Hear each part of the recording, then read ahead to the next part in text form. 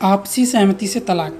जैसे कि नाम से ही पता चलता है, इसका मतलब ये है कि जब पति और पत्नी दोनों आपस में फैसला कर लें कि वे एक दूसरे के साथ नहीं रह सकते और उसके लिए सबसे अच्छा समाधान तलाक ही है, और एक दूसरे के खिलाफ कोई आरोप लगाए बिना सम्मानजनक ढंग से अदालत के सामने संयुक्त रूप से तलाक के लिए याचिका दें, तो इसको आपसी सहमति से तलाक के रूप में जाना जाता है। ये भारत में सबसे अच्छा और सबसे तेज़ रूप है। दोस्तों, मैं हूं मोहम्मद नजरुल और आज की इस वीडियो में मैं आपको बताने वाला हूं कि आपसी सहमति से तलाक कैसे लिया जा सकता है और आपसी सहमति से तलाक लेने की क्या क्या शर्तें हैं।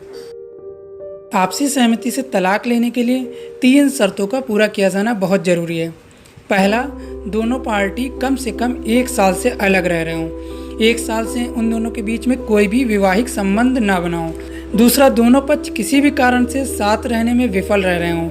दूसरे शब्दों में मैं अगर कहूँ तो कोई भी सुलह या समायोजन उन दोनों पक्षों के बीच में नहीं रहा हो। तीसरा, दोनों पक्षों ने शादी खत्म करने के समझौते के लिए स्वतंत्र रूप से सहमति दे दी हो। यहाँ मैं एक चीज़ आपको बता दूँ कि दोनों पक्षों को यह आज़ादी है कि वो 6 महीने के अंदर अंदर उनमें में से कोई भी एक अपनी सहमति को वापस ले सकता है। चलिए अब बात करते हैं कि आपसी सहमति से तलाक लेने का प्रोसेस क्या होगा। आपसी सहमति से तलाक लेने के लिए 2 बार अदालत में पेश होना पड़ता है। सबसे पहले एक संयुक्त रूप से दोनों पक्षों द्वारा फैमिली कोर्ट में एक हस्ताक्षर याचिका डाली जाती है। आपसी सहमति से तलाक की याचिका दोनों भागीदारों द्वारा एक संयुक्त बयान के रूप में शामिल होनी चाहिए कि उनके मतभेद के कारण अब वो एक साथ नहीं रह सकते और एक तलाक दे दिया जाना चाहिए।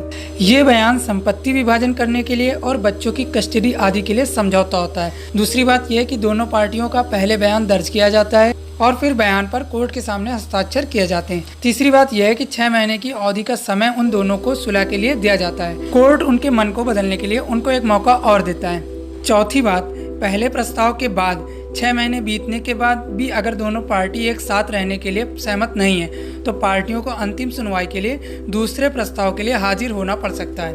अगर दूसरा प्रस्ताव 18 महीने की अवधि के भीतर नहीं किया जाता है तो फिर अदालत आपसी सहमति से तलाक की डिक्री पारित करने के लिए बाध्य नहीं है। कानून से यह स्पष्ट है कि पार्टियों में से एक डिक्री पारित होने से पहले किसी भी समय अपनी सहमति को वापस ले सकती है। आपसी सहमति से तलाक लेने के लिए सबसे महत्वपूर्ण शर्त यह है कि दोनों पक्षों की सहमति होनी चाहिए।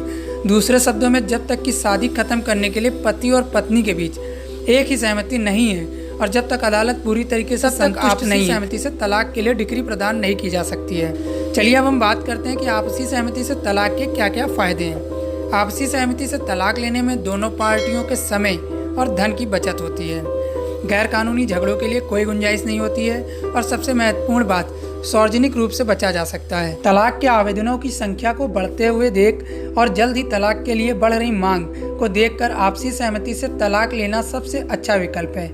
हिंदू जोड़ों को आपसी सहमति से तलाक हिंदू मैरिज एक्ट 1955 के तहत धारा 13B के तहत ली जाती है। धारा 13B कहती है कि तलाक के लिए याचिका डिस्ट्रिक्ट कोर्ट में दोनों पक्षों द्वारा दायर की जा सकती है और उसके लिए 3 शर्तें हैं। पहला कि दोनों पार्टी कम से कम 1 साल से अलग रह रहे हों और 1 साल में उन दोनों के बीच में कोई भी वैवाहिक संबंध ना बना हो।